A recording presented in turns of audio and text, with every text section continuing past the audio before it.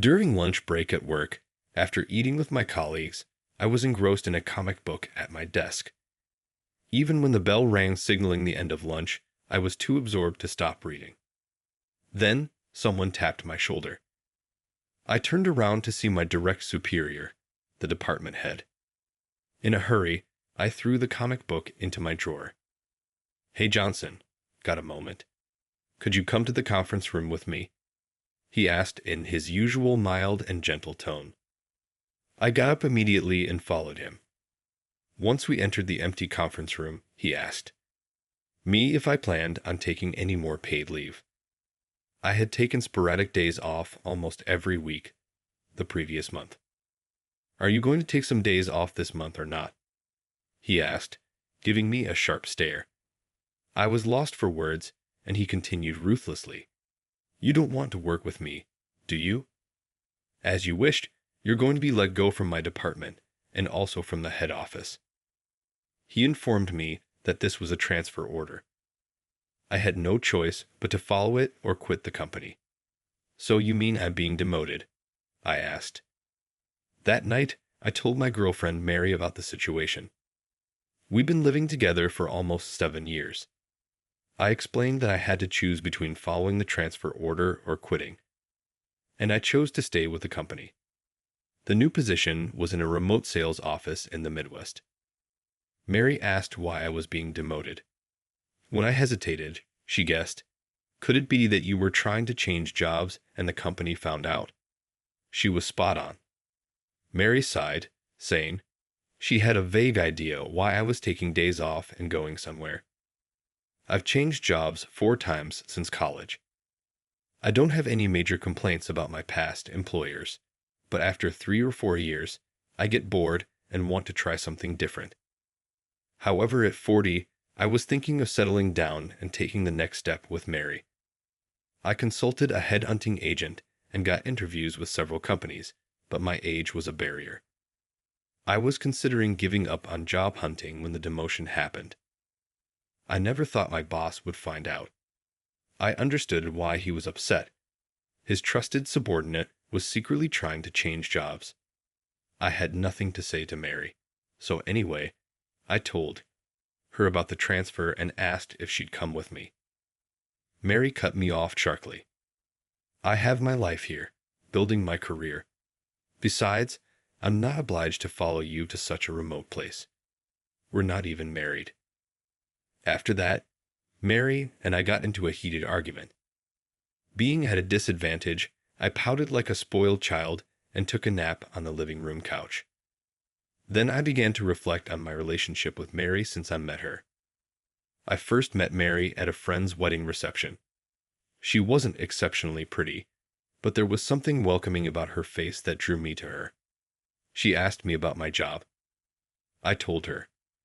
I had switched jobs twice and proudly said, "Staying at one company for too long is outdated." She nodded approvingly and said, "Johnson, you're very career-oriented, aren't you?" She was the one who suggested exchanging numbers. She was also the one who planned our dates for the most part. We became a couple within 6 months, and soon after, we started living together. You know how young couples are, constantly giggling together over nothing. That's how we were. We never stopped laughing when we were together. Everything we did was fun. "We really need to clean this dusty floor." "True, but I can't be bothered today." We laughed our heads off simply at the thought of skipping cleaning our apartment over the weekend. Fast forward to about 4 years from those happy days, when I started looking for another job. Mary, upon finding out, questioned my decision. Things at work were going smoothly, and I was well compensated. I didn't have any issues with my coworkers either. Despite all this, she asked me why I was considering changing jobs. "Well, because there's a company out there, you know," I jokingly replied, but she didn't laugh. It was clear that she started to doubt my true nature. She realized that my attitude towards work was not about career progression, but simply about being fickle. From then on, her look at me changed, not just about work, but also about our relationship. Despite living together for so long, I never brought up the topic of marriage, and this seemed to trigger distrust in her. Fast forward another 3 years. We stopped laughing together and stopped doing things together. We felt there was no reason to live together anymore, but we also didn't have a reason to break up either. Amid this uneventful life, I suddenly received the notice of my transfer. I didn't expect her to follow me to such a remote place. We're not even married. The idea of resettling, the job, and the relationship with Mary upon turning 40 was just my own selfish, wishful thinking. The new place of assignment was in Rale, Montana, way out in the sticks. The office was a rickety old single-story building that seemed to be decades old.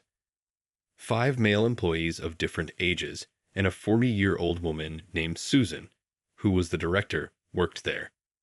While all the male employees seemed dull, she was different. With her clear-cut facial features and short hairstyle, along with her brisk way of talking and carrying herself, she was the epitome of a successful career woman. I couldn't help but wonder why such a woman was managing a remote office like this one. So, what did you do to deserve this? In a partitioned-off makeshift reception area, I was summoned by the director, Susan, and she started our conversation like so. I was at a loss for response. Then she informed me that unless I stirred up some sort of trouble, I wouldn't have been assigned to this sales office. She said, "If you don't want to talk about it, I won't push you," and changed the subject. She explained that the primary task in this sales office is customer follow-up. Also, our assigned region is surprisingly big, so there would be a need to get around using a company car. She asked me if I had any questions. Well, my company found out that I've been looking for other jobs. I stuttered, oddly answering her initial question. Something about Susan made me want to share everything. It felt like magic. Then she opened my work history document that she had requested from the corporate HR department. "So, you've switched jobs a few times before joining our company." Puh. "Yes, I tend to want to change my workplace when I get accustomed to the job," I replied, and found myself repeatedly bowing to her subconsciously. "I see. I have a proposal for you, Restless Johnson. Will you be open to it?" I found her bluntness rather refreshing. She then revealed her plan. Ever since her partner became the director, they had been hoping to improve the performance of this sales office by actively acquiring new customers. However, they lacked the right talent to achieve it. "Would you like to give it a try? Consider it like switching jobs," she suggested. Her gaze held an undeniable intensity. "I'll do it. I have no other choice," I thought. Even if it's a small sales office, if I could contribute to increasing the performance, I might be able to return to the headquarters. That's how my life at the new office began. Though I was expecting nothing out of it, it was surprisingly rewarding and made me hopeful for what we could accomplish. Every weekend, I would visit the apartment where Mary still lived by herself. There, too, things started to change.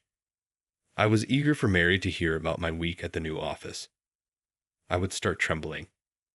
At first, she showed me no interest, but slowly she began to pay attention to what I was saying.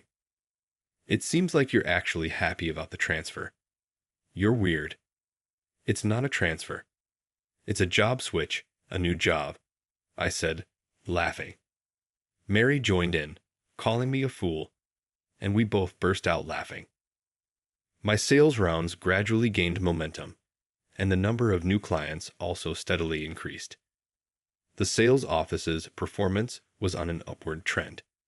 Susan was also pleased, and we started to spend more time after work having drinks at the only pub near the office.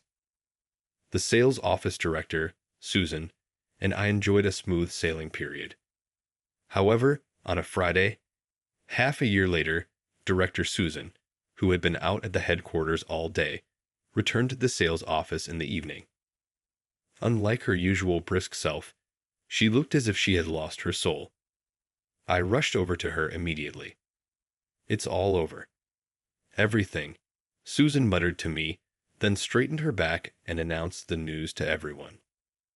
The sales office would be closed at the end of the next fiscal year.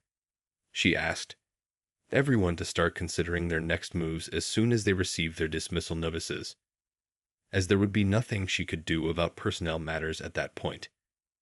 As she slumped into her chair, she looked at me. They're banning new sales activity too. If we keep adding customers, it's going to be a hassle later on, Susan had said just before she buried her face in her hands and slid over the desk. The closure of our branch and the order to halt all new business was a shock to me. What am I supposed to do from now on? I really wanted to hop on a train and talk about the situation with Mary immediately. However, as I was getting ready to leave, Susan talked to me. "Johnson, would you join me for a drink tonight?" Seeing the look on her face, I decided to postpone going home to Mary until the next morning and join the director for the night.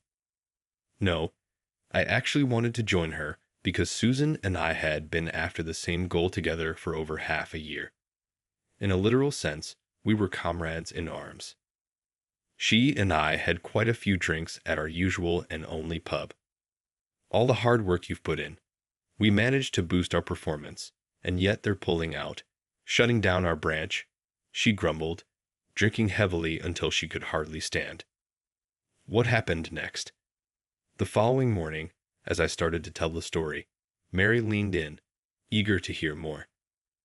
I told her about escorting a thoroughly intoxicated Susan to her partner's house, which was about a 10-minute walk from the pub. There was a light on in Susan's house. I hadn't asked anything about her personal life until then, so I didn't even know if she was single or married. So she's living with her family, I thought. I more or less carried Susan to the front door and rang the doorbell. A woman's voice from inside the house answered, "Yes," and the front door opened. "Susan, get a hold of yourself." The woman took hold of the drunk Susan, chiding her. Susan kept repeating, "It's frustrating, so frustrating," under her breath.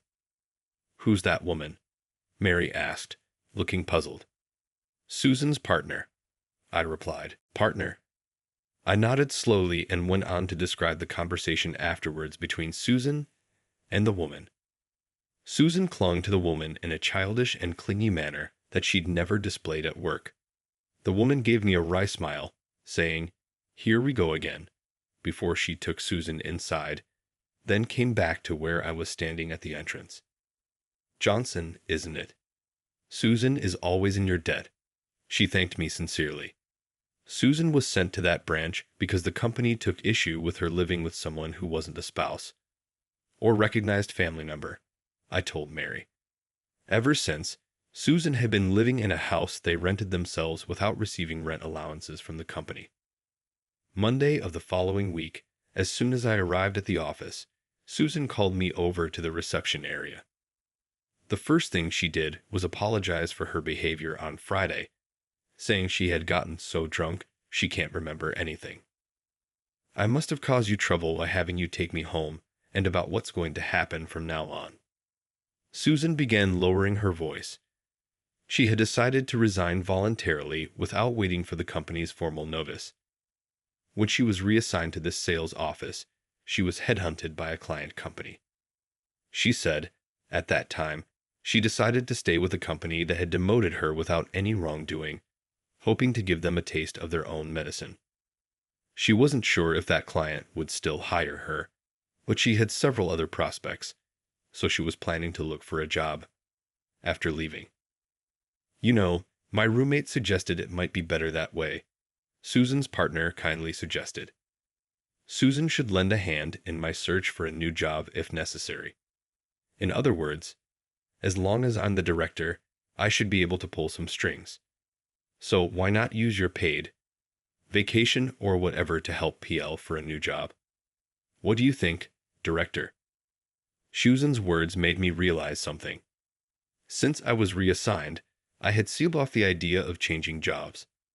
That's why, no matter what order was handed down, I had decided to stay with this company. But the passive attitude would not do any good at this point. Now is the time to change jobs. But I was worried about what Mary would say if she found out I was changing jobs. That was my only concern. I contacted the headhunting agent again and started to look for a job. Thanks to Susan, the process of scheduling job interviews went smoothly. However, I couldn't find a company that would hire me. A month passed, and it was time for the boss to leave the office. "I wonder if I've meddled in your situation too much," Susan said when I told her that I was having a hard time finding a new job. At that time, I still had the option to stay with the company. On the weekend, I went to Mary's apartment as usual. "Oh, I see your boss, Susan, left the company," Mary said, and then she asked me what I was going to do. When I made a nervous face, she smiled and said, "You were looking for a new job, right?" Over the past month, when I came here for interviews, I had lied and said I was called into the headquarters, but Mary had seen right through it. I told her about how Susan was supporting my job hunting. "With Susan gone, what are you going to do with your job search?" "To be honest, I'm not sure," I replied. "I haven't found any prospective options, so I might end up sticking with my current company until retirement." "You mentioned it before, right? When we first met, that the concept of long employment at one company is outdated," Mary said, resting her hand on my shoulder. She then spoke. She disliked the idea of changing jobs out of boredom, but would agree 100% if the purpose was to find what I want to do. "Don't you want to find a new job?" I nodded, albeit reluctantly, but I hadn't made up my mind yet. Then Mary took out our joint bank statement from a drawer and showed it to me. "With this much in savings, we can get by with just her income for a while. Leave it to me, so please take your time and find your next job." Inspired by her words, I resigned from the company, put all my effort into job hunting, and finally secured a job at my desired company. That weekend, Mary and I went out to the city to buy a new suit for me. By chance, we ran into Susan. She was with that woman. We stood there catching up on what had been going on in our lives. "And how about you?" Susan asked, stepping back and looking at Mary behind me. I took Mary's arm and led her forward. "She's my, partner." Mary gave a nervous nod. "Oh, your wife is so beautiful and lovely. Truly, you make a wonderful couple," Susan and her companion agreed. I put my arm around Mary's shoulder and said yes. Looking at her, Mary was caressing her shiny wedding ring on her left hand's ring finger with her right hand. I hope you enjoyed today's story. Your subscription and likes give us the motivation to continue our work. We are looking forward to your comments as well.